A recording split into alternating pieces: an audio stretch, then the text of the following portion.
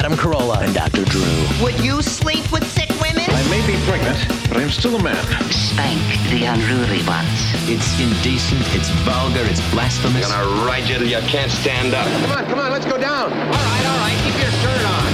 LoveLine's meant for an adult audience. LoveLine may contain sexually oriented content. Listener discretion is advised. Here's LoveLine with Dr. Drew and Adam Corolla. Hey, it is LoveLine. I'm Adam Corolla. That is Dr. Drew. He's a board-certified physician, an addiction medicine specialist, and he doesn't F around when it comes to your hygiene. Tonight, our guests are the Murmurs. That would be Alicia and Heather. They are here to promote their second CD. Name of the CD is Pristine Smut. I've heard it. I enjoy it because I like that kind of music. Glad to hear that. Yeah, now who... What does that kind of music mean? I like the Indigo Girls. I like, Tori Amos. I like Joan Armatrading. I like Victoria Williams. And Sarah McLachlan. Thank you. Why, is she booked? No, okay. Sometimes producer Ann will feed me a band. That's coming up. That's coming up. Yeah. But I like that. Sort of folky, chicky music. Folky chicky. Yeah. There it is. You into any of the aforementioned artists? Yeah, absolutely, all of them. Oh, really? Yeah. Now, who do you like? You like Joan Armatrading? Yeah, I like her. I don't sit around listening to her much, but I like her. Sarah McLachlan. Go Girls. You are? On Wednesday. You didn't tell me that. Oh, we haven't really been talking. We lead separate lives now. I don't know why I'm thinking of this, and I'm sure no one has ever said this to you before, but there's a great Saturday Night Live bit, a sketch. I don't know if you guys have seen this one. And Drew, I know you'll be of no help here because it happened past 1975, in which case you don't know it exists. But it's two women who sit around. I think one of them's a guy. And do you know what I'm talking about? And they take calls on, like, cooking or whatever topic it is. It's like an NPR radio show. The boring show? The boring one? Right. And they sit there and they have this conversation where they sort of talk back and forth to each other and then talk into the microphone. Really slowly. Kind of like you guys. I was going to say it was like you guys, but tonight, you're right. Okay. It is like us. All right, so the Murmurs are here, and second CD, and Katie Lang produced 6 of the tracks, and I heard got up on stage and sung with you guys the other night at the Viper Room. Yeah, she did. How did she get in on did she produce 6 of the tracks? Yeah, well, she's always wanted to produce an all-girls band, and, of course, we took the opportunity really quickly when she said she wanted to do it, and we all just spontaneously went up to Canada and did it. How did she catch on to you guys? Well, we knew her, so we talked about it, You knew her, like, just from being in music, and she's in music, and your paths crossed? Yeah, mutual friends. Our paths crossed. Well, I'm glad you said it, not me, because I have heard rumors that there was a little liaison going on with one of you. Can that be denied? No, that's not denied. Okay. All right. Well, you gotta do what you gotta do. Hey, listen, how do you think I got the gig? Best Hummer Drew ever had in his life. All right, why don't, Ann, why don't we hear a cut off the CD now so people who aren't necessarily hip to the Murmurs can get hip to the Murmurs, and then they'll know what the music is when they hear the voices. All right, so here we go, right off of Pristine Smut, I'm a Mess. I'm such a drag, wish that I could disappear. I just smoke myself right into this chair. I've had no revelations, got no future plans. So many expectations, no one understands. I'm a mess. I'm a mess. I'm a mess. I ruin everything. It's never enough. Got a tired alter ego that's always giving up. I used to be the girl that everybody loved. Now I'm just too much. I'm a mess. I'm a mess.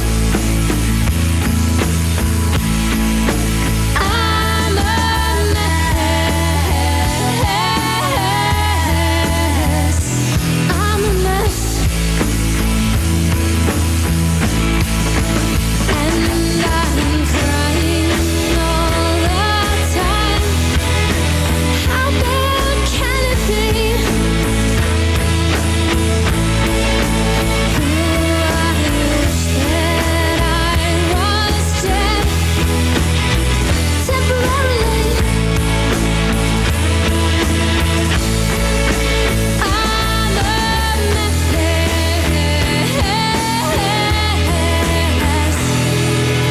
Bored with myself, tired of this life, falling apart, can't even take advice.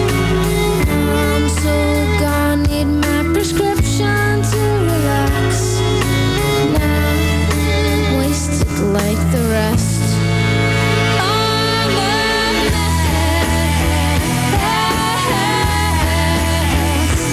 I'm a mess. I'm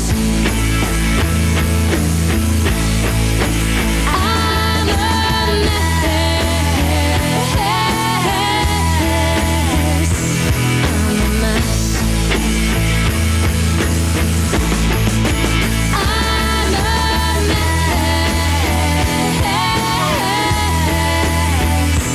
I'm a mess.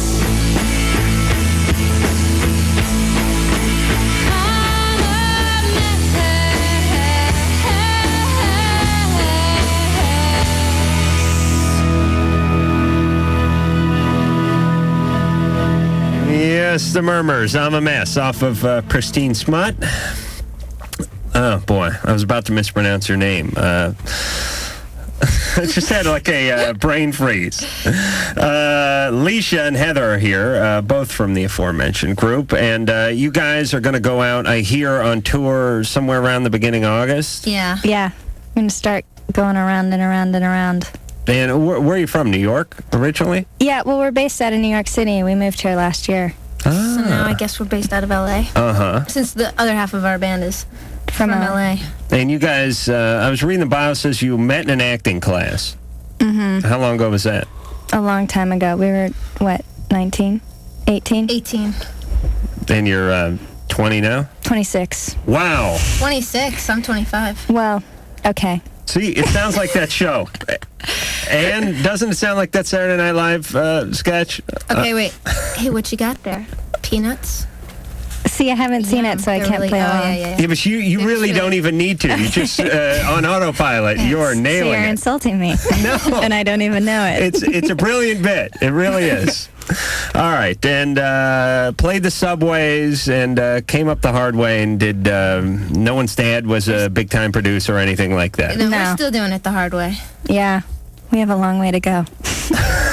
I keep thinking about that bit. Drew, you don't watch TV, do you? No. Do you know what a TV is? Yeah. Okay. It's like a computer. Right. It's that 19-inch box that sits at the end of the sofa that your kids love more than you? Yeah, oh, yeah. All right. Danny. Only plays animation, Yeah. right? Danny, 14. Yeah, okay. I love the show, first of all. I wanted to know how old you have to be to get a breast reduction. Hello?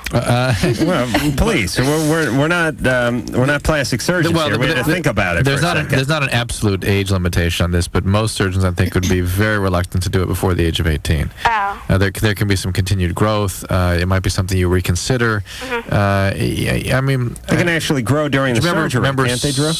No. Soleil Moonfry had it done before she was 18. Right, She was very Punky happy. Brewster. She was very happy with it. But you know, if you're having physical problems from it, that's I'm having physical problems. well, that's the mental and stuff. Yeah, if indeed there are physical problems, that's the time to consult with a surgeon. The mental issues, people are cruel, and you need to learn how to manage who you are and stand up for that without being concerned about how the people are going to perceive it. And particularly at that age, things are a lot different in a couple of years. Really you will be worshipped like a queen by your 17th birthday. And you'll probably grow into them, you know? Well, because I'm not growing anymore. I'm really short. What are your dimensions, Danny? I have to ask. Well, I'm a 34D, and I'm like, my waist is like, I wear like a size 5.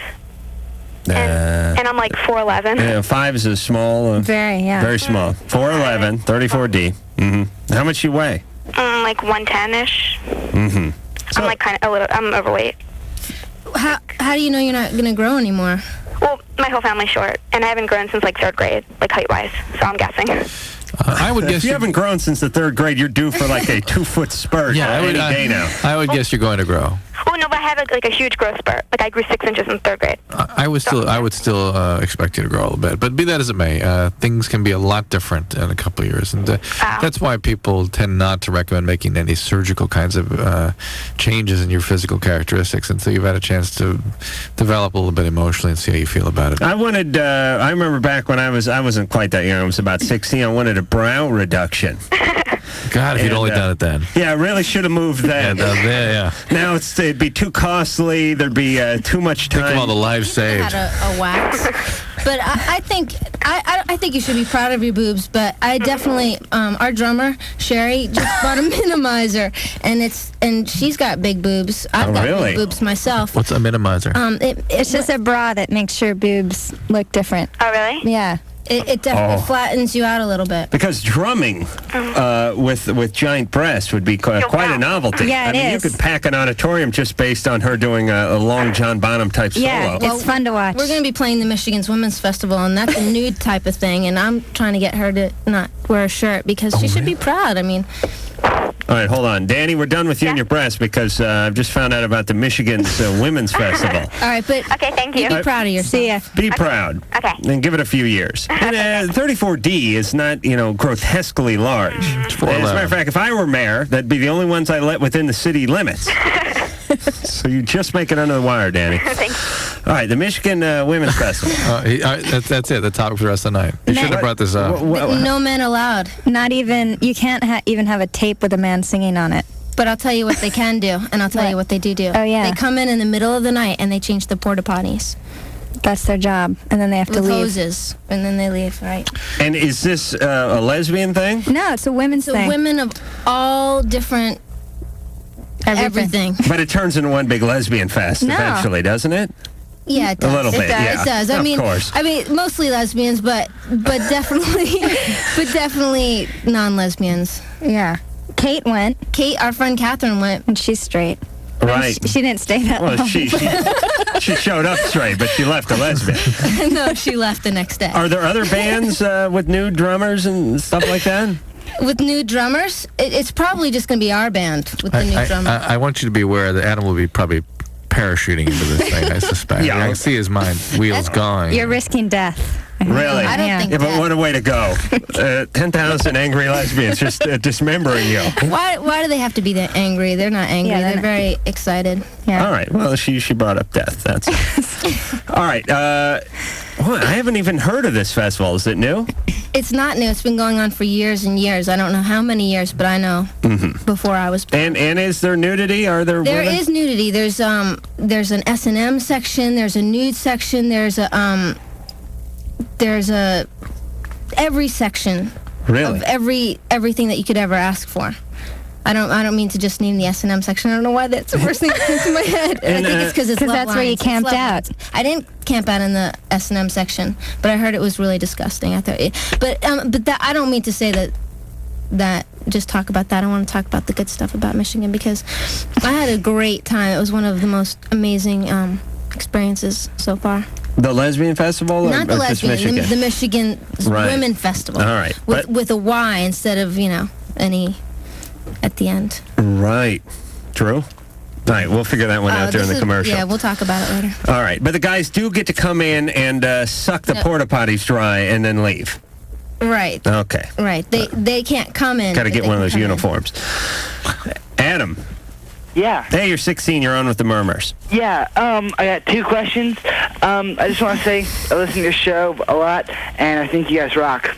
Thank you. Adam, you're funny as hell. Drew, you kind of keep Adam in line. Good job. Yeah, my first question is, my left testicle is a little bit bigger than my right, and I was wondering if that could be a cause of testicular cancer. You mean, could there be a tumor in there causing it to be larger? No. I'm kind of nervous. Adam, a discrepancy. Could the one be a little bigger? Yeah, discrepancy of size is normal, common anyway. Okay. There can be cysts, there can be abnormal vessels, abnormal veins in there. Well, no, because like I'm not sure what it's called, penile papules or. Penile papules are tiny little things on your skin, tiny. Yeah, I've got those on the base of my penis. Right, those are normal. Okay, And- you need to trade in your genitalia. I'll put it up for. And he needs a job too. Needs something to occupy that mind. Well, like my left one, I'd say like if about the size of, I want to say like a nickel around, but it's kind of like oval shaped. But my right one is like probably like half of that. Like Not like 2.5 cents or. Huh? And the point is, there can be differences one side versus the other. If you want a doctor to check it, have him check it. But a tumor feels like a rock or a pebble. It's a third thing, right? It can be inside of it. It can feel like embedded in it. They both feel a little soft. That's normal. Good. Wait till one starts hanging lower than the other. Then you're really going to start to worry. Do you have that problem, Adam? Oh, yes. Ah. Yeah, one drags when I walk. And Really? the other one is actually up inside of me. So, do you ever get the wand stuck on it? The what stuck on it? Carpet cleaning. Oh, the wand. Yeah. Yeah, I used to. I actually used to manipulate the wand with my dexterous scrotum when I was doing that for a living. Okay. The second question? Yeah, real quick. Like last year, I had like 3 relationships in school, and they lasted like for each probably about 2 to 3 months. They were, pretty good, healthy relationships. But like this year, I tried to get into 2 relationships, and they both just kind of blew up in my face. Too much scrotum talk? No. No. Like, I was really intimidated by this one girl. She was kind of like... All right. I've had enough of Adam. Has everyone had their fill of Adam? I don't know how to take that. Too much rambling on. We really have a limited amount of time on this show. Although I can ramble on endlessly, I have a very short leash that I keep our callers on, and it was just too much rambling with Adam. He'll be fine. Yes. Okay. Age appropriate. Brian, 16. Lately I've been telling my friend that I'm like hinting to her that I'm gay, but she's asked me before, but I've always denied it, and I want to know if I should finally tell her. Do you think you're gay? Yeah, I've always felt like it. You should tell her if you feel comfortable. Have you been with a guy? I've kissed one. Did you enjoy that? Yeah. Have you been with a woman? Yeah. Did you enjoy that? Yeah. Why are you afraid to tell your friend that you're gay to begin with? Just the fear that she might reject me or something. What about the fear of her, spreading it around school and other guys, picking on you and all that? But she's told me before, she goes, it wouldn't make a difference to her. Because I've hinted to her, but...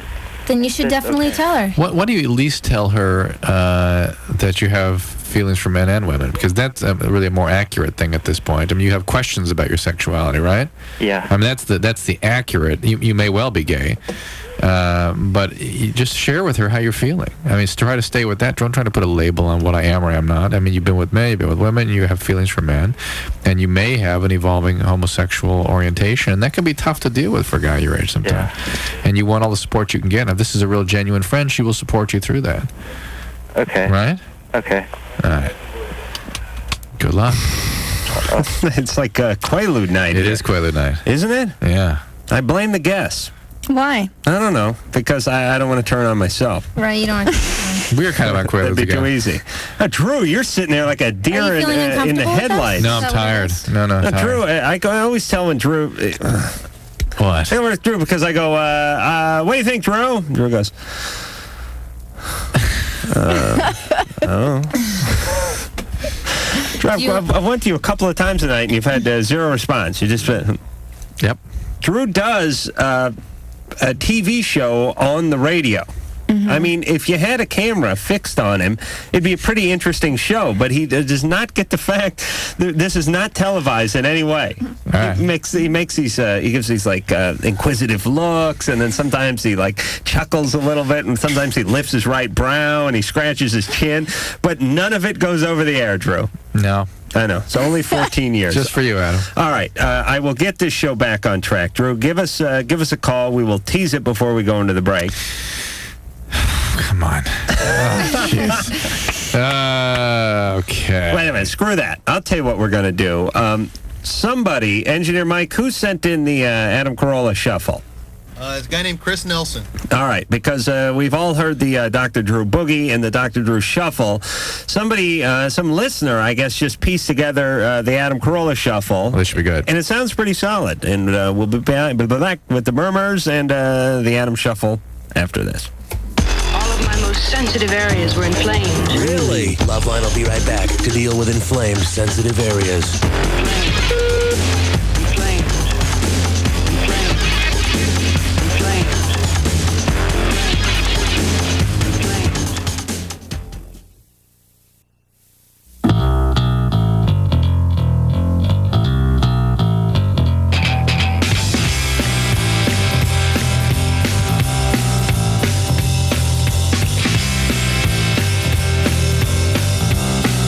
Yes, we are back here on LoveLine with the Murmurs. That would be Leisha and Heather. I'm Adam Corolla. That is Dr. Drew, the board-certified physician, the addiction medicine specialist, and the comatose partner of yours truly tonight. He barked at poor Sherry, Lisa, or Ann, and demanded that they fetch him some iced tea or some hot tea. And I'm guessing the caffeine will kick in, and he'll come back to life sometime around 12:05. Can't even respond. All right. Too comatose. All right. I got to ask a guess. Can you believe we get paid the same amount? You do? No, I don't. Yeah, that's... No, the mics are off. Mike. All right. Now give us the shock and disgust and the horror that we make the same amount. I can't believe you make the same amount. What? Wouldn't you call that ridiculous? Are you kidding? I know. I mean, especially That's since Drew's got disgusting. the degree. What shouldn't he be making more? Okay, there you go. There we go. Shut the mics Like back anyone off. can be funny. I have a bias to therapist.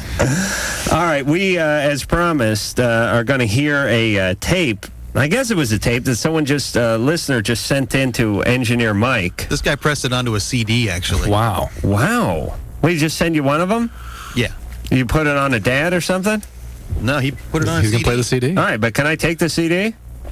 I won't be able to play it again after that, then. All right, well, If you have it. It'll probably suck. You can't put it on a cart or something, you pinhead? I don't use carts anymore, hardly. Let's go. Okay. There we go. All right. God, this is a weird... All right, it's a weird energy night, but don't worry, I'm going to get it back. So without further ado, everyone, I give to you the Adam Shuffle. I have a beef with the Engineer Mike. He is the fire starter. These are actually all insulting to me. Adam sucks. Adam is a loser. I took baths with my sister like into my late 20s. I took baths with Dr. Drew like into my late 20s. My boyfriend and I have sex at least twice a week, and he doesn't wear a condom. I was 15 and having sex with 24-year-old men via the computer. I put my hand down Dr. Drew's pants. Then the orgasms come fast and frequent. Where does my penis end and where does his begin? And whose nuts are these anyway? I love schlong. You faggot? That's something my mom would say. Sex with mom is weird. I was in the deep end of a swimming pool, and I was cornered by two haunchy elderly women who beat me with my own genitalia. By the way, he'd always described his mother and grandmother as haunchy. Engineer Mike, shut off Drew's microphone. I molested a youngster on a couple of occasions. Here's what my shrink told me. faggot better run. I put the snake in the dog's ass. Here's what my shrink told my mom. Beat the gay out of it. I don't wax my butt, and I do not shave my butt. I have pruned my butt on occasion. Could I drape the contents of Dr. Drew's penis? I'm Adam Corolla. I wanted to explore my ass over there. How big is your butt? Drew looks cool, but Adam looks like a dork.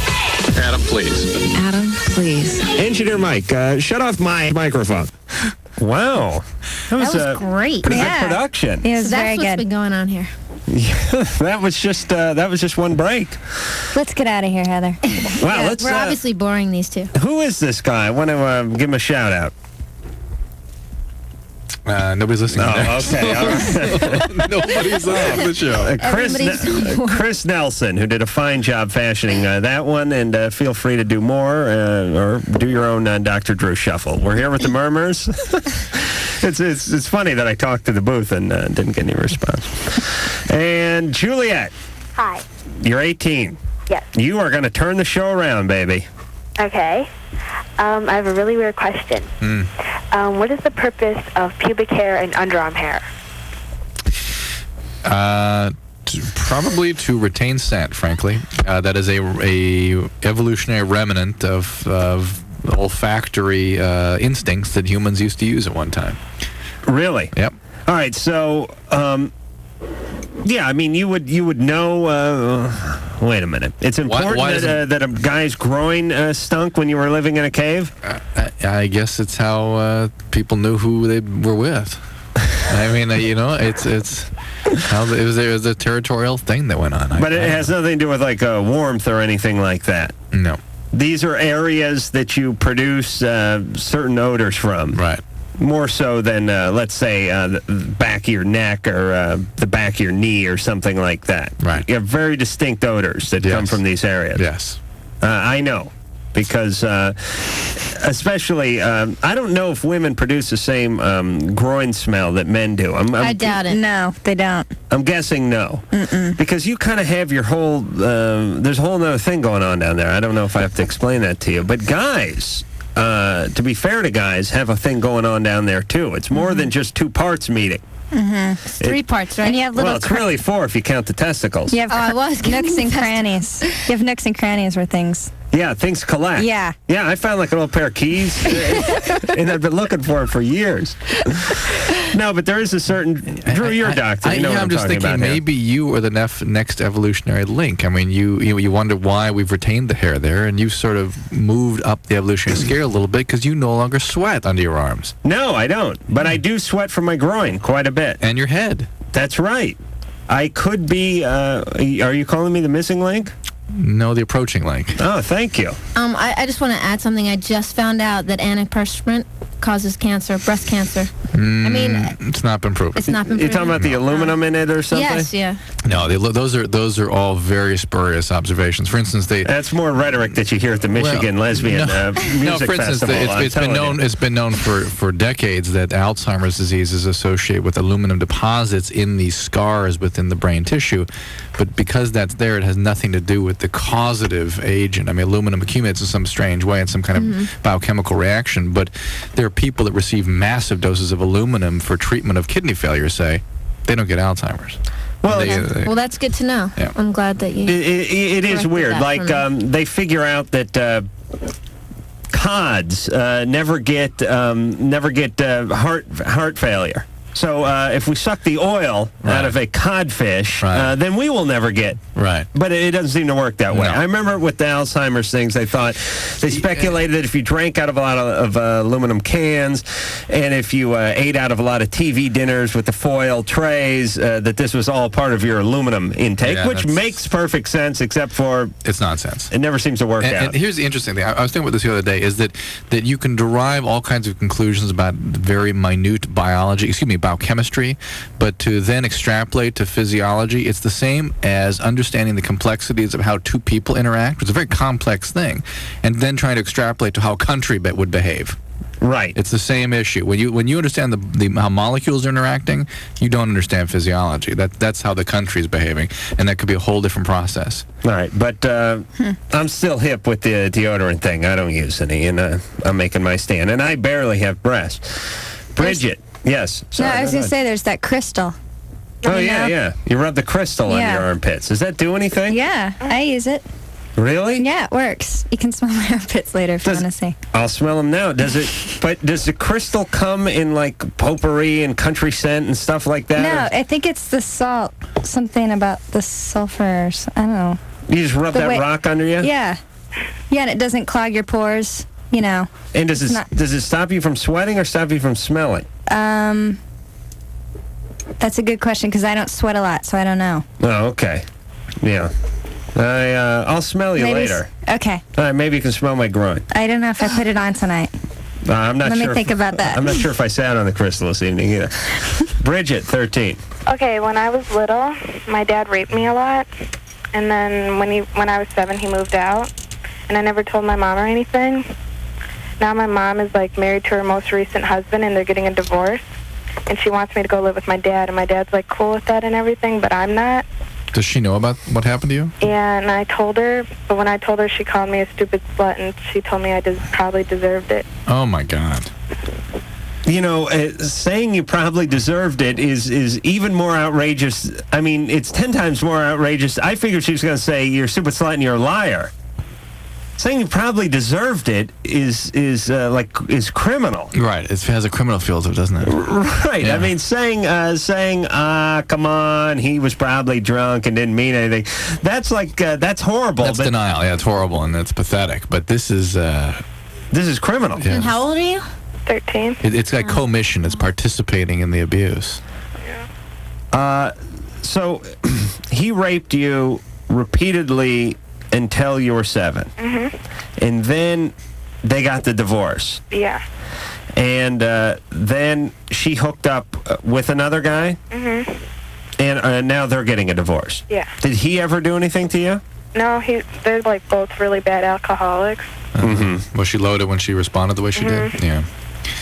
And so is my dad. Have you contacted any social service? No. You got to do that. I mean, your dad will come at you again. And given that you have been so badly abused, it's going to be very hard for you to fight that off, right? Okay. You think I'm right? Yeah. Yeah, I think I'm right too. Do you know, is there a way to get numbers? Well, here's something for you. Okay, you ready? I'm going to give you 2 numbers. Okay. 1-800-522-8336. Read that back. Okay. 1-800-522-8336.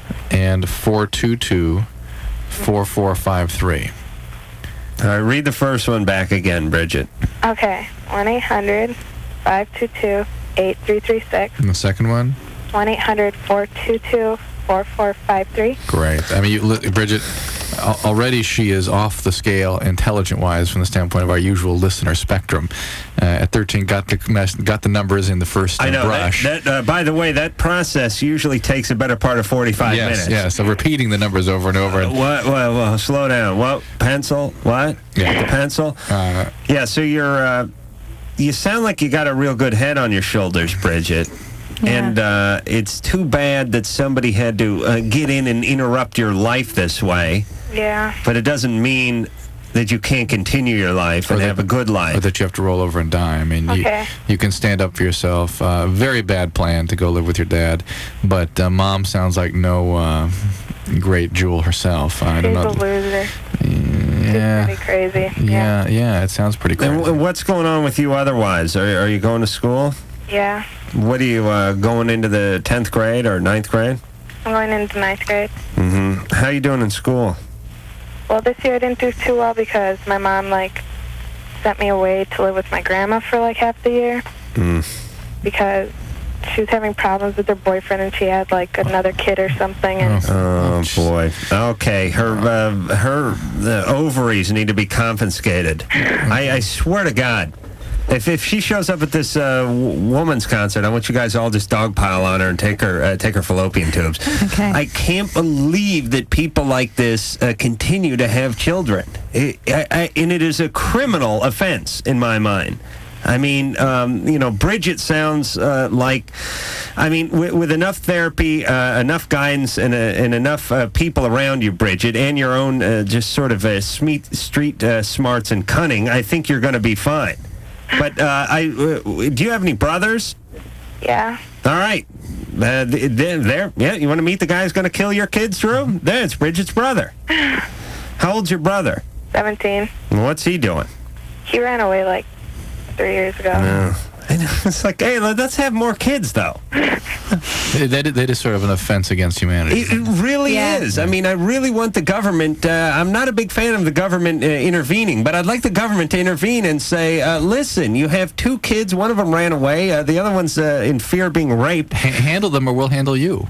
Really, it ought to be. You ought to be very, very aggressive about this.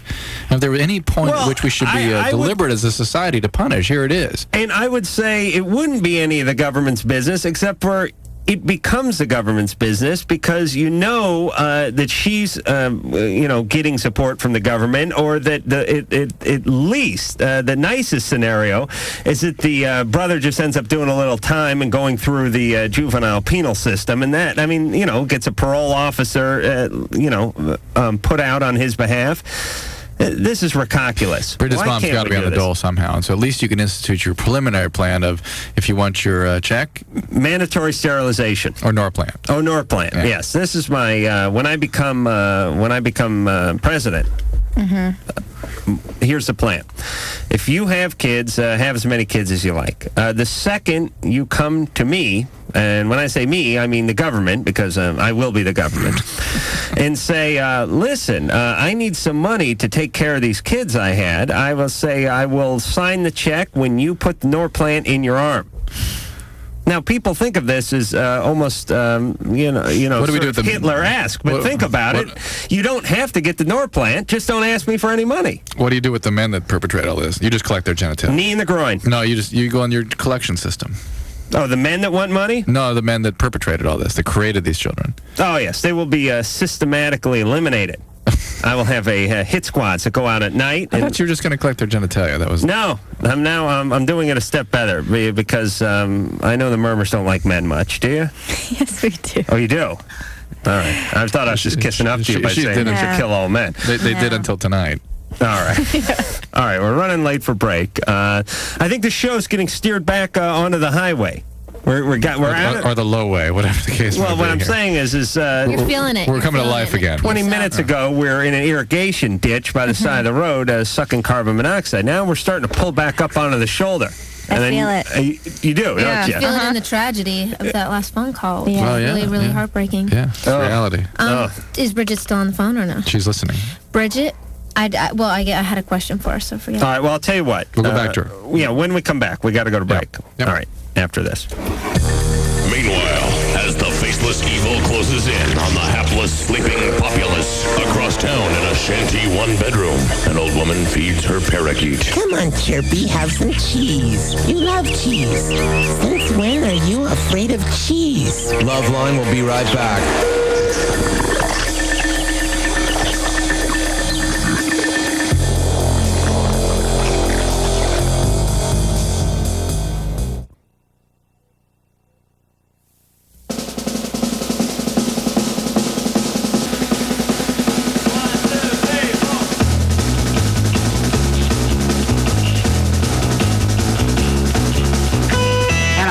This is Squiggy from Lenny, and when I need some love advice, I listen to LoveLine with Adam Corolla and Dr. Drew. Oh, yes. And that's Lenny and the Squig tones in the background, is it not true? I don't know. No. Is that how serious it was? True, seriously. You think that may be Lenny and the Squig tones? Could be. The hippest, and he is the hippest doctor in town. That is the scary part. Wow. He doesn't even play golf. The Murmurs are here. That would be Alicia Haley and Heather Grody, and the CD is called Pristine Smut. That is their second CD, and it is, how would you label your music? Well, we're an all-girl band. We've got electric guitars. Pop. Alternative pop. Yeah. Yeah, that's it. All right, I'll go with that. It's got a little, folksy pop in it. Folksy pop, then. Yeah. It's a good time for you guys. Is it? Yeah. It's there's a lot of bands and a lot of music out there now. All right, I'm going to restart this statement. We're going back into that gully. Shush. It seems like the environment toward music like you play is a more hospitable one than it was, let's say, 3 years ago, when it was pretty much, a lot of Nirvana and Soundgarden and I'm trying to think, Green Day and stuff like that. You're completely right about that. And people are starting to expand, and it's even taken a little shift over toward the folksier type music. So it's a good time to be around. But Bridget is gone. What did you want to ask her? She's I just wanted to ask if she told anyone else about this besides your mom. Presumably she didn't, because if anybody had actually heard it, it probably would have been reported. I mean, Dad's a criminal, and Mom is a participant in this, really. Right. What were you getting at with that? Well, I just feel like it's important to let people on the outside know, because I think a lot of times people feel so ashamed. Right. And people in the family don't want to admit it. Yeah, and nobody wants to admit it, and instead you just end up feeling really alone, and you call LoveLines, and hopefully they'll call the number. But I mean, at least she's reaching out. Yeah, she sounded very bright. She really did. Yeah, she really did. 13. And it's weird, but after doing this show for a long time, all someone has to do is utter a couple of syllables, and you can tell whether they're dealing with a 100-watt bulb or a Christmas tree bulb. Mm-hmm. It's very easy to tell. Drew, am I right? Yeah. All right. Robbie, 25. Yes, hello, Adam. Hi, Dr. Drew. Hey. I have a question about my husband. My husband and I have been married almost 6 years, and recently I had our second baby in March. And the day I brought him home that night when my husband was supposed to get off work, he told me he was leaving. And without any hint prior to that? No hints at all. All of a sudden he's gone. All of a sudden he left. And he showed me a bottle of vodka, and bam, he was gone. What does that mean? Show me a bottle of vodka. Well, my husband never drank or anything in our house. And he brought this bottle out of a bag that he had with him, and he showed me this bottle. And I mean, I just had a C-section. What was that bottle supposed to signify? I don't know. I don't understand why. All right, well, don't bring it up then. Was he loaded at the time? Well, I'm guessing. It was half gone, I guess. So he was real loaded, and he left. Mm-hmm. But was he a former alcoholic? No, not that I mean, you didn't know he had a problem. It wasn't like he had 8 years of sobriety put together, and now he was back off the wagon. Never. I mean, he's only 26. Have you seen him since that? Oh, yeah. Well, we have 2 kids, and he just started seeing the kids again. And so what his explanation been? He has no explanation. I mean, he has a girlfriend. Oh, I think that's the explanation. There you go. But he acts very strange. I mean, I don't know if he's having a mental breakdown or something. Is it just guilt? Is he overwhelmed by guilt for what he's done, or? Well, when I was having our baby, I was like in 22 hours of labor, and he was there holding my hand, telling me he loved me, he wanted to be there for me, and it was like as soon as the baby was born, he was gone. Well, something is very bizarre here, and we would need a lot more information to be able to tell you what's going on. All right, but let's just figure out what we're going to do now. Mm-hmm. Are you filing for divorce? Well, or is he? He wants me to, and we're kind of in a standstill. I just know that what a terrific person he was in the past. Mm-hmm. And to my first son, he was great. All right. Well, get over that. And what do you mean was great? He's still the father. Well, yeah. Age of 3, the child's done. That's it. That one's done. Let's go on to the next one. Come on. Well, I mean, he was great for my first son. Always there, never missed anything. And now for our second son. All right, but Robbie, Right. You're working an angle like you want to get him a CAT scan because you figure one of 2 things have happened. Either he has a golf ball-sized tumor that's putting pressure on the deviant part of his brain, or that he's been taken over by Satan. Really, the thing is he's probably just an a-hole, became overwhelmed, by the whole situation with the kids and ran off with some chick he met at work. Exactly. He did meet her at work. I knew it. All right. He's a big a-hole, Robbie. It's sad, but it's true. Now all you can do is try to milk him out of as much money as you can as possible. Or try to prevail upon him on behalf of the kids to make a family. Please. And how long is he going to be back for? Well, that's what I'm so afraid of the kids. I mean, because I know my first son, he worships him. He loves him. Well, how often does he see him now? Well, because he kicked down the door. We had like a thing with the court, and the court said he couldn't come around. So he didn't. Okay, you're leaving out a lot of stuff about him, Robbie. Yeah. Your denial about who this person is quite profound. Well, he's a great guy, except for he likes to bash down doors and flash booze bottles.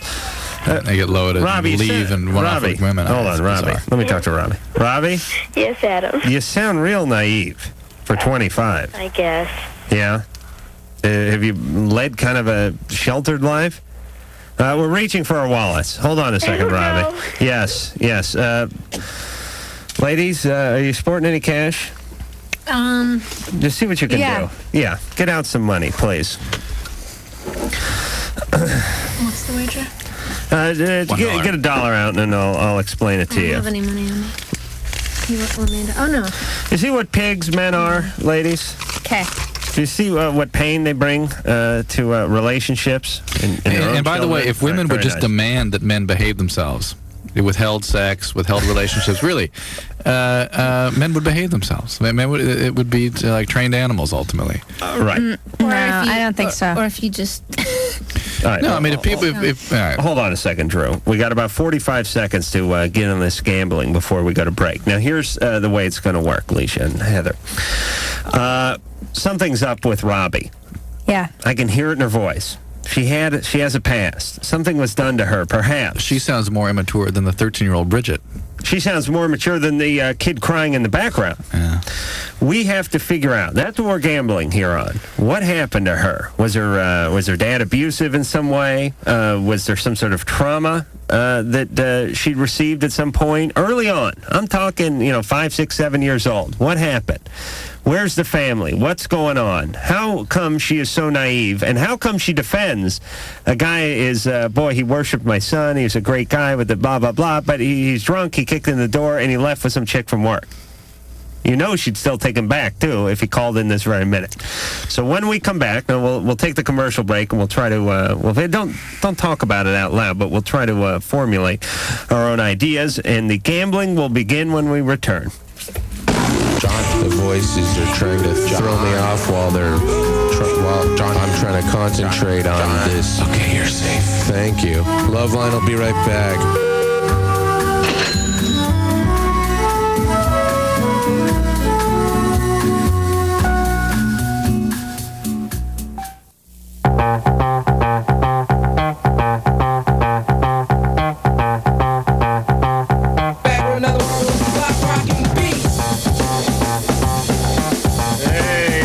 Hey, we're back.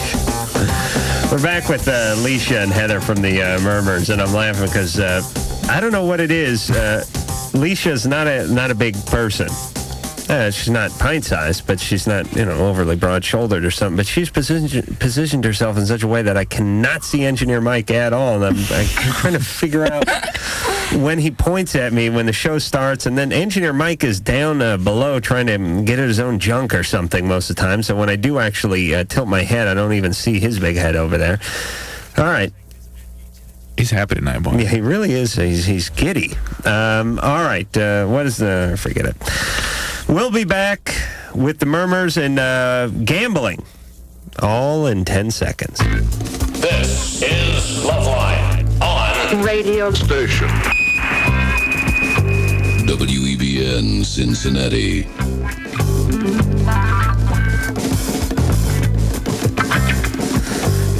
it's LoveLine. I'm Adam Corolla. It's Dr. Drew. Phone number 1-800-LOVE-191. And tonight, the rock and roll band, the Murmurs. Where's that are vomit here. drop, please? They're going to be rocking a town near you and a theater near you anytime now. Going out on tour in August. Am I right, ladies? You are right. All righty. And Play that again, please. when is the Michigan Lesbian gig? It's really freaking me out. All this joking about the women's festival, you guys. I need to talk about it. Okay, get it off your chest. All right. Well, I just feel bad that when I mentioned about the S&M thing, did I say it was sick? Really gross stuff, something like that. Yeah. Well, I didn't mean to just say that, and I'm a little tongue-tied right now, and I can't really express my feelings on this particular topic. But I just want you guys to know that it's not just a lesbian event; it's a women's event, and it's an incredible music festival, and it's just. Do they have do they have booze and stuff on they have different drinking topics? section. Do they have booze? No. All right. Well, do they have booze? So of course, that's the first place I go. BOOTHS, I think is what he. Yeah. Booths.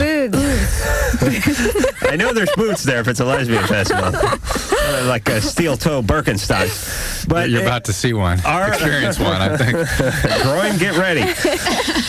No, what I'm saying is do they have booths for that would have women's issues where they try to give out pamphlets and alert women to a certain. There's everything. There are booths, and there's everything, you guys. That's really weird that just not men.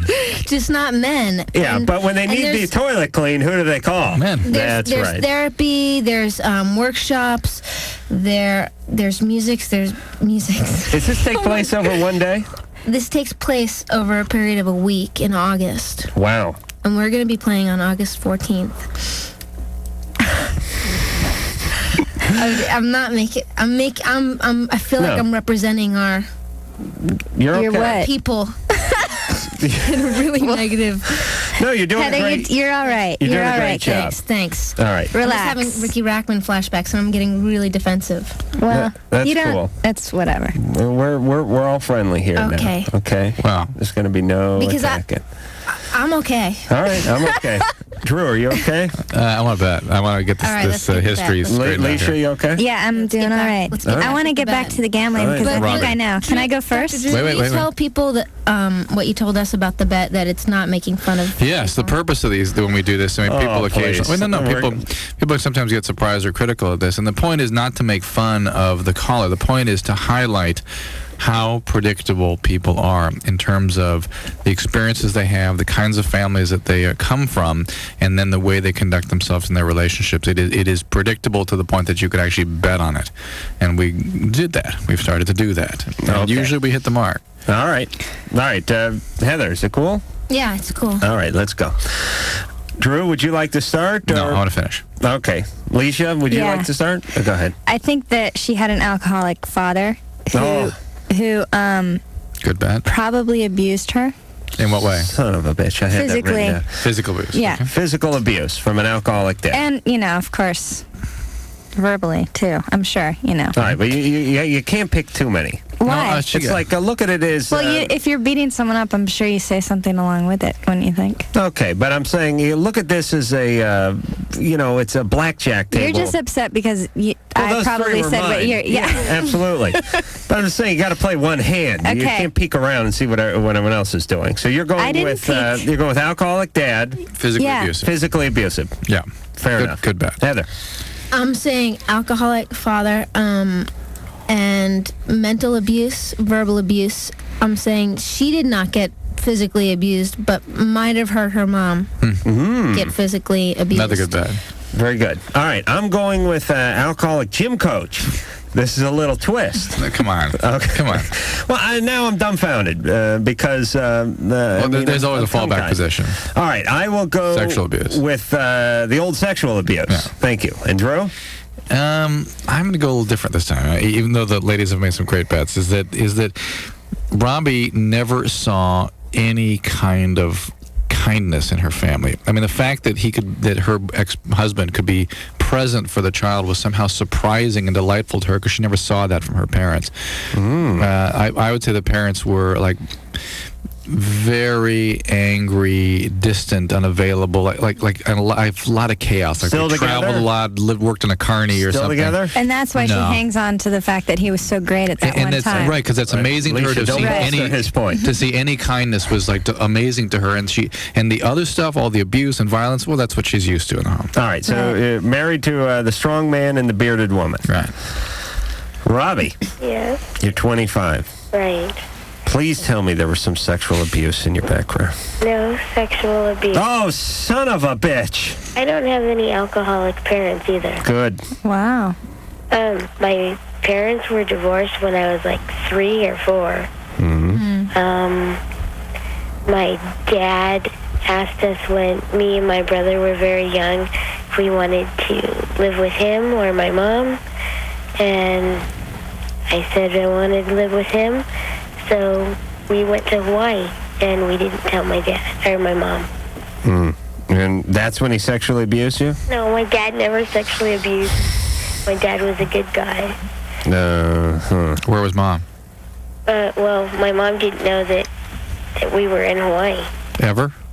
Well, she found us about 7 years later. Do you understand? You were the victim of a kidnapping.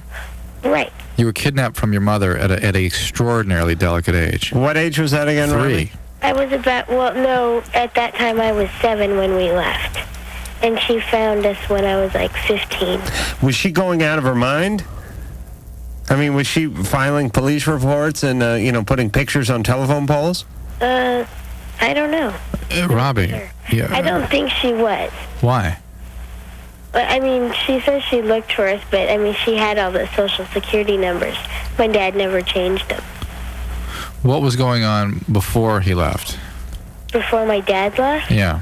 And even those years when he was out of the house, I mean, was that a pretty unpleasant situation? Yeah, I guess my dad didn't like her, and they had a real hard divorce. And, I was only 4. I don't remember. But you understand that is a critical age. Right. Critical age to have been exposed to God knows I what. remember, one of their big fights before they got a divorce. Right. But And that was violent? no, it was just a lot of yelling, and I don't like yelling. I don't like screaming, and so it was traumatic for me. I just remember my dad picking me up and saying, I'm taking her, and then my mom saying, no, you can't take her, so he dropped me and gave her, me to her, and said he's taking my brother. Oh, these, it's really amazing. I'm always shocked, even though I do the show every night, by what parents do. I mean, they grab the kid as if it was the record collection, and they're storming out of the house and give that back. No, you can't take my Fleetwood Mac collection. Okay, screw you. Here, take it. I hope you choke on it. Yeah. I mean, like, what does that do to a 4-year-old when your mind is like a sponge and you're just sucking in every possible ounce of your environment? What it does is you define yourself in terms of those crazy, chaotic, traumatic relationships, and then you go out as an adult and you seek those out again. And that's why I called tonight, because I'm so torn between, I have a 4-year-old, and he loves his dad, and he wants to be with him. And he's asking me, well, Grandma said you guys can get back together. Well, if you want, then get some professional help, both of you. Well, if you really want to make a commitment. I'm going to counseling. Good. And my husband now has to go to counseling because it was court ordered. Where did this court order? He kicked open the door. Yeah. He kicked open the door. And they got the restraining. Yeah, it's not a good guy, Robbie. I mean, your denial about who he really is profound. But see, that was the first violent episode. Yeah. It's not the last, I'm ever sure. had. Yeah, but this is there's something a lot more going on with that. All right, so listen, we don't have enough hours in the day to sort this one out completely. You get into therapy. Thank God he's forced into some therapy. And here's your goal at this point. A, no more kids. B, try not to convert the kids into what you were converted into because of your parents who are going at it tooth and nail. I mean, it's so amazing that her kid is the same age that she was when her folks got into a same kind of thing, violent dispute and breakup, and is feeling torn between the two folks, the same as she did 21 years before this. And the good guy dad that Robbie had, that's not a good guy. Right, and that kidnapped Robbie at the age of 7. I mean, please. Right. Okay, it's the same good guy that just busted down the door of Robbie's house. Everyone stop having kids immediately. Oh, for Christ's sake. I like kids. I hate their parents. That is going to be, when I run for president, that is going to be my my motto. Yeah. Love kids. Protect kids from their parents. Hate parents. I'm going to round them all up and just start my own camp. I'll call it Adamville. It'll be a utopia for young kids. We'll have swing sets and... Like Michael Jackson? Yeah, like that. Hopefully not like that. Well, not as much sodomy, but yeah. I'm just a sprinkling. Just to keep them in line. Lisa, 18. Hi, I have 2 really brief questions. Good. I have 2 tattoos. I also have a heart murmur. And, What does that one look like? what? A heart murmur tattoo? No, I have Oh, this is a little cardiac humor there, Drew. What's your heart murmur due to? What? What is your heart murmur due to? I have no idea. No. Have you had an echocardiogram? No. You need to have. Let me get in and plug the Murmurs' new CD, Pristine Smut, right now. Perfect opportunity for this. When are you going to find this opportunity again? You're right, Drew. Okay, and the first time I got my tattoo, I took amoxicillin, and the second time I got a tattoo, I didn't take it. Would this in any way affect my health in the long run? It absolutely depends what the murmur is due to. You need to have... Murmur just means a turbulent blood flow. That's all it means. And what causes it usually? Well, typically in an 18-year-old would be mitral valve prolapse. And if it's just mitral valve prolapse without mitral regurgitation, it's probably not a big deal. I thought every half the people on the planet had mitral valve prolapse. Very common, but it does predispose to something called endocarditis, where bacteria can stick on the other side of the valve. And taking a dose of amoxicillin an hour before a procedure and 6 hours after, particularly dirty procedures like dental procedures or genital urinary procedures. Skin procedures is not as big a deal. Why do you need that to get a tattoo? You're breaking the skin. You're potentially getting bacteria into the bloodstream through the skin, but it's not a dirty procedure. So it's. But when you get a tattoo, you take that? Well, if she had mitral regurgitation, I'd say it's probably a good idea. And when you go to the dentist. Yeah, but mitral prolapse. I haven't been to the dentist. It's not that essential, but it's a good idea. If you're not having fevers, you're not sick now, you're fine. Okay. Right? How long ago was the tattoo? What? How long ago was the tattoo? 6 months ago. Where'd you get the tattoo? You're fine. On my stomach and on my chest. What's it of? I have a butterfly on my stomach, and I have a rose on my chest. Oh, you are all class, baby. That's classy. That turns me on. You have any piercings or anything? Yeah, I have on my belly button piercing. Do you hate your parents? No, just my stepdad. Oh, okay. But you kind of hate your mom for bringing him into that picture, right? Yeah. What'd he do to you? My stepdad? He hit you? No, we just don't get along. Okay. That's all right. But also, I was going to ask... That's more aggressive tattooing and piercing. That's what we typically hear. Really? Yeah. You're usually trying to piss off your parents. Right. Or it's a way of sort of if you've been abused, it's a way of mastering the abuse that was rendered to you before somebody else has a chance to do it to you. You do it to yourself. Oh, I didn't know that. Well, she was pretty pissed off when she found out. Yeah, that's perfect. Mission accomplished. And would it give you control, sort of, in a way? Yeah, it's a control issue, absolutely. Yeah. All right, not everyone... Mastery or control. Not everyone who gets a tat. No, not every tat, but more... Lisa was hovering around the border there. Yeah. I got the feeling. Especially when you have MVP and you may go into cardiac seizure so you can get that tattoo on your left breast. You know what I'm saying? Right. That's a tall order. What was your second question, Lisa? Also, both of my parents were addicted to weed, and also a majority of my family are. And I've been smoking it since I was about 16, and I was wondering if that would be the cause of it. Of the murmur? No, because of me being addicted would be because of my parents. Right. No, you become addicted to marijuana because you're biologically predisposed to it. Well, that's what she means, her parents. Well, you'll be about a 50%. I thought she meant those who were modeling her parents. Yeah, you have about a 50% probability of inheriting that gene, whether one or both of your parents have that. And also, if there's any way, how can I stop? Treatment. Treatment? Mm-hmm. The typical thing with marijuana She can't is just stop smoking weed? If she does, she'll switch to something else. Like a marijuana patch? No. It's not a matter of detoxing. It's a matter of getting treatment so you don't need to use drugs. Brownie stuck to your arm. Typically, marijuana addicts switch to alcohol or speed at some point down the line. All right. Sometimes opiates. Okay. These days. All right. She's got a good idea there. She really does. You just stick that square right onto your arm. There finally were some scientific publications last weekend that were published. Yeah, I heard about that. I did some commentary for the news agencies here locally that completely confirmed my view on marijuana. I mean, finally the basic science biology is catching up with the obvious clinical realities that those of us that work in the field see every damn day. Just hippies, derelicts, and homosexuals. Isn't that what you said? No. The only people who smoke? Nope. I must have missed that news. Well, what? What is it? That it basically verifies the biology that we postulated that triggers the addiction. Yeah, I heard that story, but you know what? It sounded a little nebulous. It really did. No, it's not nebulous. And let me tell you how they do these stories on marijuana. They dig up Bob Marley. No. Really, they follow guys who live in a hash den. No, this was done on this guy smokes 4 bales of hash. These are extrapolated from animal models. Animal models? Extrapolated from animal models. I didn't know they had animal models. Wow, what is You could be one of those one day. models upset about being tested on animals when there's animal models? All right. What kind of animals?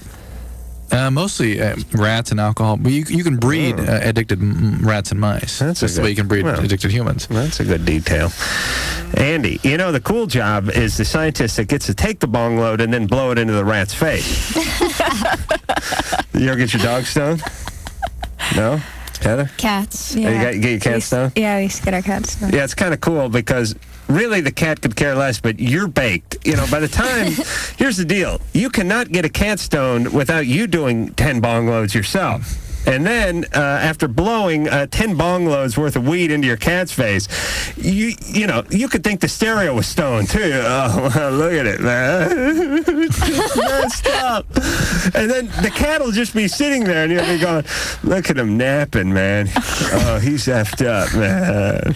He's dreaming about something weird, Drew, because look at him. Oh, look, he got up. Now he's walking. Yeah. Oh, yeah. Yeah, he's going to go get some kibble. Yeah. You never done that, Drew? No. All right. It's kind of cool. You need to stay away from that. Did your cat do anything? Danced to the music. All right. To the rhythm. See what I'm talking about? Chow, chow, chow, chow, chow. Hey, Drew made a joke, everyone. Chow, chow, chow. That was like the dog joke. Hey, Andy. Yeah. Nay, you're 18. Yes, I am. Thanks for taking my call. I came out to my parents last Thursday, told them I'm gay, and at the end of conversation, they said, they love me and they're going to continue to support me, and eventually everything will be okay. But I've been feeling very awkward around my parents now, and more so my mom and my dad, which I thought it would be the opposite. And like yesterday morning, I said good morning to her, and I had to say it like 2 more times before she responded. And when she responded, it was sort of like a pissed off kind of, good morning. And she's just sort of been standoffish. That's very interesting. Sort of put me on edge. And it's like emotional roller coaster up and down since I told them. And I mean, if I didn't have friends that would help me, I don't know where I'd be right now. Why'd you tell them? Because I told a lot of my friends, and my choir teacher, who I had told and is totally cool with it, suggested that out of love and respect, and I agree with this, that I should have told them so that the acceptance can begin, and hopefully through my college years everything. Out of love and respect? Well, for my parents, because out of love and respect for them, they can begin accepting you. Well, no, that I feel they should know, so that it's not something where if I tell enough people, it gets back to them. I see. I see. So you had built a supportive network of friends who accepted you and understood who you were. Right. And it was time now to tell the parents. Right. Exactly. Okay. Do you feel comfortable enough to approach your mom and tell her that? People suggested I do that, and I don't know. I feel really coming out was hard enough, and that I think maybe just let things settle for a while. Yeah. And those, Annie, these feelings you gain from mom are about mom, not about you. These are her issues between she and herself, and not between she and you. Okay. Really, right? I mean, these are mom's issues. They're not Annie's But you want to communicate. You don't want to just start guessing what let her each other's settle. thinking. Let her settle a bit and sort out her feelings, not act out her feelings as she might be prone to do if she's in the heat of all this. Right. And then certainly try to reopen communication. Did your mom seem surprised? Seem shocked? She told me she wasn't surprised, but not in an uncaring kind of way. Like she knew and wanted to be there for me. So I know that eventually, but it doesn't seem like I can see the proverbial end. Well, here's the deal, Andy. Yeah. How long ago did you tell him? Thursday. Okay, so it's fairly new. Mm-hmm. Is mature as you thought they were, or as mature as they are with other people's kids and all that? Still, this is an issue for mom because mom's usually the one who's bugging you 5 years from now. Where are the grandkids? Right. And so she knows none are coming down the pike that way, at least from your loins. And this is an issue for her. And it's nice that they're on the surface being accepting, but it's not that they're sort of full of it. Yeah. Really, they're not being honest about their feelings, and they're hiding stuff, and they're now acting out on it, and they're conflicted. All right, it's better than if they were rejecting and hostile. But I think there is the way.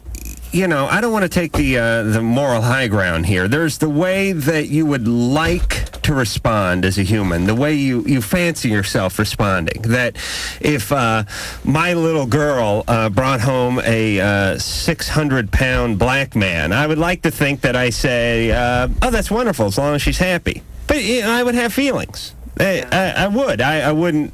I don't think I would act on them. Or if my kid said I'm lesbian or I'm gay, I would have feelings about that. I would hope that I would get over them lickety-split and not ostracize them or exile them from the family. But, Drew, you got triplets, and, you'd have feelings.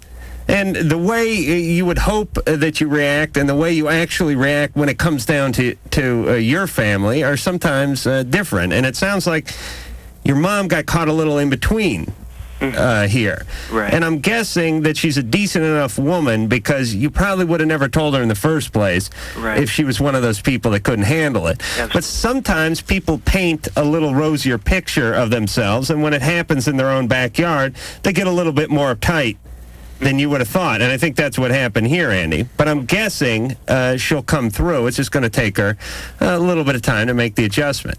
Okay, there's no typical amount of time to expect. Everybody's different. Everybody's different. On the order of months, I would suspect. Yeah, it'll put it this way. It'll be a memory pretty soon.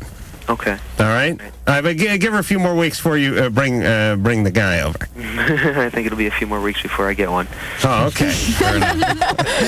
All right, Andy. All right, thanks. All right. Bye. All right. You know what I'm saying, Drew? Like, you have 3 kids. I know you. You like to think yourself as very loving, very open-minded. But if the kids went gay, you'd have feelings. I hope I would be accepting and then be honest about my feelings, and then begin dealing with them and sorting them out between me and the child. But you wouldn't like it. Not initially. I don't know, but I hope. But I hope that I hope that if I wouldn't like it, I'd be able to express it more directly than that sort of passive-aggressive way. Leisha and Heather, you're both lesbian, right? Yeah. And were your folks? Are they hip to this? My parents were really supportive and have been ever since I told them. I'm lucky. Oh, really? Okay, I'll tell you, we're running late for break, but when we come back, please tell us about how you told them, how old you were, and how they took it, and all that good stuff, because we have a lot of listeners that are coping with that.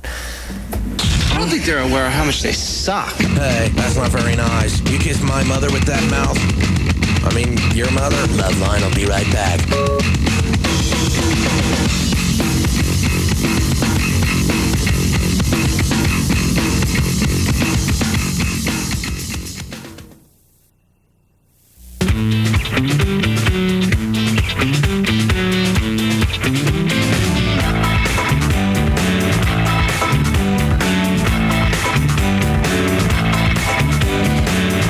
David Allen Greer, and you are listening to LoveLine with Adam Corolla and the one and only Dr. Drew. I like that David Allen Greer. Great guy. Smart guy, nice guy. Glad to have him back anytime he'd like to be here. And tonight, our guest is the Murmurs. That would be Alicia Haley and Heather Grody. And phone number, 1-800-LOVE-191. Now, when we left off, we were speaking to the guy who we got rid of. I can't remember his name anymore. But anyways, 18, and he told his parents he was gay, and they took it about as well as any parents we've had here, any caller here on LoveLine did, although Mom's kind of giving him the cold shoulder, but I'm really guessing that Mom is working that grandkids angle, and as soon as she gets over that, another 10, 15 years, she'll be back around again. Now, Alicia was saying, Alicia and Heather are both lesbian, and you like that term, lesbian, by the way? I hate it. I like it. Even when you were saying it, I was... Is gay good? I like gay. I mean, yeah, gay's better. Gay's better. Hey, I was in the gay pride parade 2 You were in weeks it? ago. Yeah. What were you doing? I was on the float, on the K-Rock float, as one of the village people. So if do you have kids? No. No, but if you had kids, you'd be with the gay parents, the proud parents of gay children. Oh, they have those, yeah. Yeah. You'd be walking with them, maybe. I'd be hanging out with that crew. I don't know if I would be, shouting it from the mountaintop. The kid's gay, everyone, he's gay. I'm proud. That seems to me like to be a little more of a support group, isn't it? I mean, it's a support group for your children, for gay children. It's so parents get together. Parents that support their children, and like that last person who called, whose mom will hopefully eventually get over, what she's going through with that. Might just take the extreme and go, you know what? I'm so proud of you. I love you no matter what. And I think all parents would be really proud and just accept. Right, setting an example for other parents, probably. My dad started a group called it was PTM. It was PPTM, Proud Parents of Teenage Masturbators. Oh, I thought yeah, he founded FCC, that. former carpet cleaners. No, it was the Masturbatory Alliance that he formed. He was the only guy in the group, though. But, so the dues were cheap. All right, Alicia, your parents were okay. Am I and right? actually my parents belong to a couple of different groups. Oh, really? Yeah, but one, I don't remember the name. One's called Glisten. I don't know what it's... but it's to bring out education in high schools for kids to go have somewhere to go when they're gay. And when did you come out to them? How old were you? I came out when I was 18 after I left high school, and I was in New York City. And would seem like a good idea to wait till you're out of high school to come out, just because people, kids can be cruel and they can make life tough on you. But, I didn't wait for that reason. I think it was just a little clearer to me later that I was gay. Yeah, when you really study development of human mind, it takes till about 18 to complete the ability even to abstract. Drew, you dissected a lesbian in college, didn't you? In college? All right. No sense of humor over here. And Heather, what happened with you? I just had a very negative experience. When I told my mom, at first she was really supportive because I just told her that I'd kissed a girl, and she was just, I was so devastated about it and so sad because I was really freaked out. How old were you? About 18. Mm-hmm. I was really upset, but at the same time, I really enjoyed the kiss. And my mom's like, oh, honey, that's great. I got so scared. I thought you were raped. So you were so upset. And then later on, I was like, oh, I had that acceptance from my mom. And I was like, okay, that's great. I've got the acceptance. I can now explore. And then she checked up on me a little later, like a year later. She's like, so what's going on with that? I'm like, well, I think I'm gay. And she's like, well, what do you mean you think you're gay? I was like, I think I'm gay, I think. She said, no, you don't think when you're gay, you know you're gay. Right, she thought it was just a phase. And she thought it was a phase, and then eventually she really just was really sad about it. And how about your dad? And my dad. And she also, because you were hanging around a lot of gay people, yeah, thought she said that's that, why. Well, you caught it. You're hanging out with gay infected. people. If you'd hang out with straight people, maybe you'd meet a nice boy. I think, and I'm just guessing, but I'm thinking dads would be better. Would be happier with their, and I'm going to use the term lesbian just to sort of do a gender-specific thing here. I think dads would be happier about their daughters being lesbian than their sons being gay. Because in the back of every dad's mind, he never wants his girl to be penetrated by a penis anyway. Yeah, probably happier with a dad being lesbian than anything. My dad said I pray that my girl, if I ever have one, is lesbian. My dad told me that's just what I needed. So. What? Oh, he needed a good romp? Yeah. She didn't bring up my name. He wasn't. Actually, he did mention your name, but I told him I hadn't met you yet. That sounds like a very sensitive. Yeah, it was really. I just had a really negative experience, and I still. What is with your dad? That's an awfully. You need that a was shot his reaction. Of gin and a good penis to bring it back. Was that really that was his reaction? Right. What Adam just said. Yeah, that was his reaction. Well, that's the kind of guy he is. Oh, that's old school. I don't know what kind of school it was, and don't think I wasn't really disturbed by it. And has he reconciled since? No, I don't think. You don't really talk to him about it. I don't really. The only time I ever talk to my dad about my sexuality is when he upsets me, and I just need to tell him, how in love I am, or how. Do you have a girlfriend? Yeah. Do you bring her back like for Thanksgiving and stuff? Not yet. I haven't. All right, because that's gonna be good. Yeah, well, because of that type of personality. Your dad's? Yeah, my dad's personality. I don't really do that. He sounds pretty detached and angry. I think detached and borderline, or is he borderline? I don't know. I think he might be. All right, here's my motto. Once you get out of the house, don't go back. That's what I've done. I live 2 miles away from my parents. I never see them. You just get out, you stay out. It's really the healthiest thing a kid can do. You talk on the phone every once in a while, and you make an appearance every once in a while, but don't go back. We'll bring your dad up the scale a bit. Maybe he's just a narcissist. Yeah. I don't. Maybe I'm being too hard. No, it sounds like it. No, he sounds highly narcissistic. I mean, all right, well, good. He made an a-hole statement. He deserves to be labeled at least a temporary a-hole here on LoveLine. Now, let me ask. I want some more gay or lesbian dating questions for just 1 second. I was just thinking about it during the break. It seems to me. But you guys can tell me. And don't give me that answer that's different for everyone, because I want pat answers here. I want you to speak for a whole group. That the courtship in a gay relationship, and we know in a gay male relationship, the courtship is lickety-split, oftentimes. You know what I mean? I mean, we talk a lot as a society, and Drew's over here preaching from the pulpit all the time about how women should hold out, take it slow, don't jump into the sack with a guy. You're going to sort of give him the wrong message and the upper hand, and there's unwanted pregnancies and all that kind of stuff. And in male relationships, it seems like they go right from Can Harry's right back to the trailer park and get it on. But in female gay relationship. No, wait, but I think that happens with straight couples too. Oh yeah, it certainly can. It does, but it shouldn't. Women should require that not happen, because it doesn't gratify the women in any way at all when that happens. Right, but in or rarely with a female being attracted to another female, does it happen pretty quickly, physically?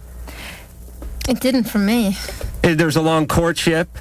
I think it's different with every. It is. You're not allowed to say that. No. What I mean is you can't take the whole lesbian, group and say, yeah, everyone jumps in the sack on the first night. Right, but just in generalities, would you say that I would two lesbian women are more apt to just go, okay, I'm attracted to you, you're attracted to me. There's only so much we can do physically. Let's come on, let's get it going. First of all, you're wrong. Yeah, Really? absolutely wrong with that one. There's more that you can do than I can there's think only. of? I would think that straight people are more limited. Yeah, but with straight people, you have that whole pregnancy thing hanging over your head, and then you have that whole biblical thing hanging over your head. Right, so you are more limited. Right. Well, what I mean is there's more at stake, it seems like. With a lesbian relationship, it's like, all right, our parents are pissed off, let's get it on. Is that what happens? I would actually. Pissed off. I don't get that, but I would actually say that it might be a little slower. That's what we think, yeah. Because in the heterosexual one, there's the guy who's pushing things along. Right, and with women, when women need to evolve emotionally in order to connect physically, or to have a fulfilling experience when they're physically involved. All right, so this proves my point. I mean, women typically will then allow the emotional development to occur, and that will grow into a physical relationship, while men will very happily go on to the physical without any. Right, so let me make this statement. But I wouldn't say that it doesn't go on either. I mean, okay. Oh, sure. Sex drive is sex drive too. Right, but so what we're saying here, we're making generalities. What we've deduced with our generalities here, our offensive generalities, is that guys oftentimes are the motivating physical factor in a relationship. I mean, they're pushing things along sometimes at a faster pace than a woman wants physically. And when two guys get together, you can shave that down to just minutes. Yeah. Right. Right. I have gay friends. I know this works. And they actually go out and get some that night. Then heterosexual couples, although they can go out and have one-night stands, usually the woman slows things down a little and the guy's pushing. And the lesbian couples would be the slowest of all because there's no guy involved. Typically. All right. A lot of head nodding going on in the studio. All right, you eliminate. It's very general, though. I know, but you eliminate the penis from the equation, and it really slows things down. It brings the humanity back to relationships. Okay. All right. I just wanted to wanted to know. All right. When we come back, we will hear another song off of Pristine Smut. That is the Murmurs' latest CD, and it will all be after this. I don't go in for these backdoor shenanigans. Shenanigans. Sex, drugs, rock and roll. Shenanigans. Chips, dips, chains, whips. Shenanigans. What would you trying to think? LoveLine, I'll be right back. Shenanigans. Shenanigans.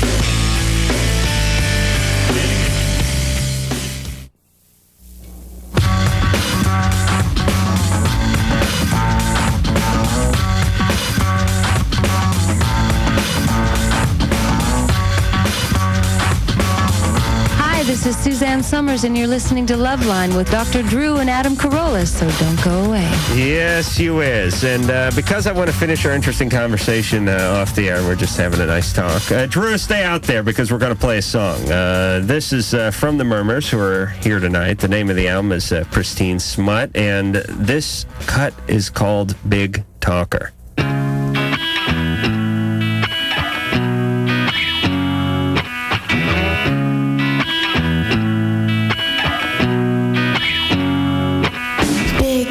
It's okay, holding out for love. Don't like it much, but that's the way it goes. Big talker, thrill stalker, sitting on the time, deciding every day who is next in line. Sick bitch, raise your head, looking for a lover. Sick of all the chills, time for another. I believe you, and I believe you.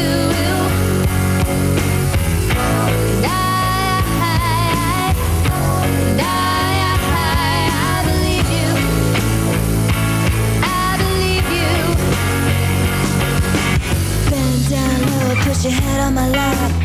Don't you know that's where it's at? Everybody's coming, everyone but me, 'cause they don't give me nothing to see. Trip thick, go ahead, kiss me again. I always like it when it ends. 'Cause I believe you, and I believe you.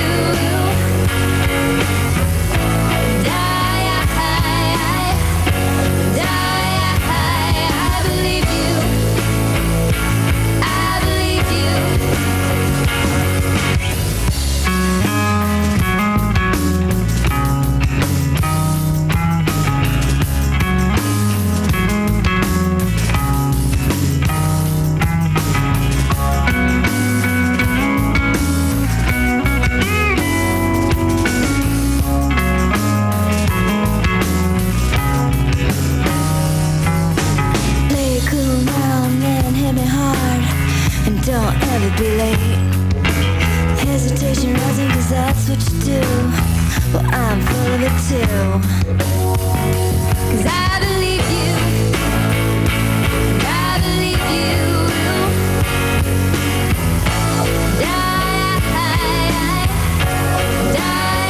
I believe you.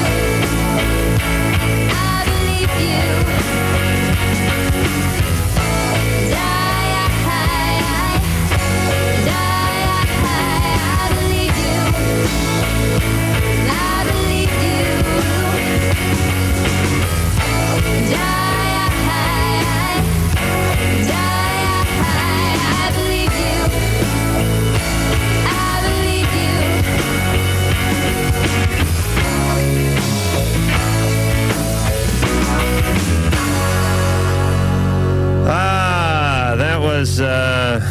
What was that? Big talker. Oh, okay. I was doing so much talking in here, I forgot. And I don't know if it's Ann or Sherry or Lisa, but leave the name of the song on the screen. It always disappears somewhere during the song, and then I come back and look, and it's gone right when we're coming out of the song, and I can't remember the name of the damn song. All right, that is the Murmurs, and that is off their latest CD, Pristine Smut, and they're here, and so are you, and here we go. Drew, you back? I'm back. All right. Aaron, 20. Hi. I was wondering. I'll try to make it as short as I can. I was seeing this guy, and he was married at the time when I first started seeing him. And he's in the military, and he's getting court-martialed. For what? For what? He came out. He tested positive for marijuana, and he has a couple of counts of distribution. And he's still married? He's married, like... And what's the nature of your... No excuses. What's the nature of your relationship with him? Well, it was a very intimate one. Okay. And it got very intense very quickly. And that should have been a huge red flag, but anyway. And... Is that the way your relationships generally go? Is they get over-involved real fast? I kind of go back and forth from it. From very involved to over-involved real fast? No, sometimes I get involved very quickly, and sometimes I just don't get involved very much, like emotionally. You don't get involved at all? Yeah. Or it takes me a long time. Yeah, there's still gambling to be done. The pot is still sitting out there, and it beckons. Drew, it's mocking him now. George Washington is mine. Is that who's on the telephone? Yeah, good. All right. Aaron. Yes. Should we gamble on your past? You can if you want. What do you think? Yeah. Let's just... Well, listen, I don't want to go down any cul-de-sacs. You know what I mean? All right, go ahead, Drew. Abusive alcoholic dad. Oh, really? Mm-hmm. All right. Yeah. All right, what do you think, Heather? Or am I allowed to agree? Sure, we'll split the pot. All right. It's really pretty cowardly. But... All right, Alicia, what do you think? I say alcoholic, but not abusive, just sort of in his own world. All right, Heather? No, I'm sticking.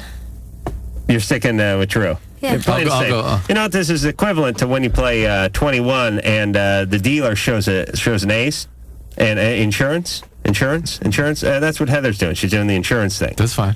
It's all right. She knows Drew is showing an ace over here. Dr. Drew is right. And she's just going to play it safe. Because I'm a high roller and stupid, am going to say, what was her problem, Drew? Sometimes I think I can just jar. Here's the way I do the show. I figure somewhere in my head the truth lies, but it is probably like clinging on to another phrase that was in there from earlier time. And if I say something with enough authority, it will let go, drop out, come out of my mouth. And it never happens. Yeah, so far it never happened. All right, I will go with no alcoholism, no physical abuse. I will go with just strange dad. Estranged dad. Another good one. Estranged, not strange. What? Not peculiar, estranged. Yeah, what did I say? Strange dad. That's what I thought. Oh, I didn't say estranged? It's strange. Aaron, what happened? He's not really an alcoholic, and he's never been physically abusive to either my brother or I. Good. But he, like when he doesn't like something I'm doing, he ignores me. Your dad? Yeah. What do you mean he's not really an alcoholic? Well, I mean, he drinks, but it's not, I mean, like, I don't come home every night and he's like, you know, not, you know, like... What is your definition of alcohol? Let me clarify our definitions. What is your definition of alcoholic? Well, somebody that's dependent on alcohol, but I don't... An alcoholic means somebody who drinks in the face of consequences. Well, you put $2 in front of Drew, and he'll turn Mother Teresa into a life. And if his drinking is causing harm to his family, that's an alcoholic. All right, well, let's just... how much... What is his drink? Is it beer? Is it scotch? He drinks a lot of beer, a lot of wine. Yeah, a lot of beer. Yeah, but... All right, so... I mean, it's not really my place to say if he's an alcoholic. All right, Has it ever disturbed you that he drank that much? No, I mean, because... And he's never done anything that disrupted relationships when he was using? Has he ever peed in the sink? No. He's never done anything. He's not an alcoholic. He's only true alcoholics urinate in the sink. He's ever done anything to... That's why I'm a charter member, by disrupt your relationship with your mom or with any of your siblings, anything like that? Not from drinking, no. All right, tell me how many beers he puts away in a day. I don't know. He probably drinks maybe 3 or 4. Was his mother or father or any of his brother or sisters alcoholic? I don't know. He doesn't talk about his family. Why? Because they don't get along. Okay. You need to look at this, Aaron. You're really defensive about this. You're throwing up a lot of smoke. So your folks are still married? Yeah, they're still married. Boy, we are just... off tonight. Really? But Dad is an alcoholic, I guarantee you. Hey, he has a beard. Yeah, he has a beer to unwind after work. That's fine. It's never caused a problem. Here's your problem, Drew. You were right. Did you see he had her right on the brink of alcoholism? I was about ready to cave in, and then he had to start probing with the questions. And he came up with snake eyes on all of them. Am I right, Drew? No, I'm hearing... You probed. Has he ever done anything because he was an alcoholic? Has he ever acted out? Almost every answer was not really, not really, not really. She said no. Not really. Well, you probed, Drew, and you didn't come up with anything. That's all I'm saying. I was about ready to give you the money, but you probed. You shouldn't have probed. He wasn't clearly abusive either. All right, Aaron. Yes. The guy's being court-martialed and he's married. Right, but... and he's a marijuana addict. I cannot think of 2 bigger strikes against a potential husband. And he's a marijuana addict. And as soon as he's done with his divorce and the court-martial, he's totally free. And that's why we're gambling. Why would you be involved with a guy that is so totally unavailable for you? You deserve better than that. He's unavailable. He's a marijuana addict, so he's emotionally detached. He's married, so he's never going to be committed to you. And he's been criminally charged and may actually be physically taken away. His wife agreed to go home. Like, they agreed to get a divorce. Well, when the divorce is final, that's when you can consider a relationship. Okay, well, we're not really, I mean, because I don't think that I should be in a relationship with him. Good. Right? Good. Stick with that instinct. And even though he is doing, like, a lot of things, like, he's in treatment now. Good. Okay. And he's been going... That's good. Yeah, I'll tell you why he's in treatment, because they require it. It's either that or Leavenworth. Well, first, I mean, the military, they put him in treatment, but then he started doing extra things that, I mean, like, he went to extra meetings, you know, that he didn't have to go to. Good. Okay. All right, that's good. You know, so he started to actually enjoy it. Well, why don't you go to Al-Anon? And then if the two of you are getting better together, maybe there will be a relationship there eventually. It's kind of like saying, no, the guy's really on the straight and narrow now. He's every time I drive to work, I see him by the side of the freeway. He's picking up trash. He's really trying to tidy up the city. I really like what he's done with his life. How old is he? Oh, we got to go to break. He's too old for her. Aaron, how old is he? He's 20. Oh, same age. Yeah, but there's 20 and then there's 20. I think you guys don't know what I'm saying. I began to float up and away from my body. Lady, you better get back here. If you're not here when LoveLine returns, they're gonna be pissed. Float.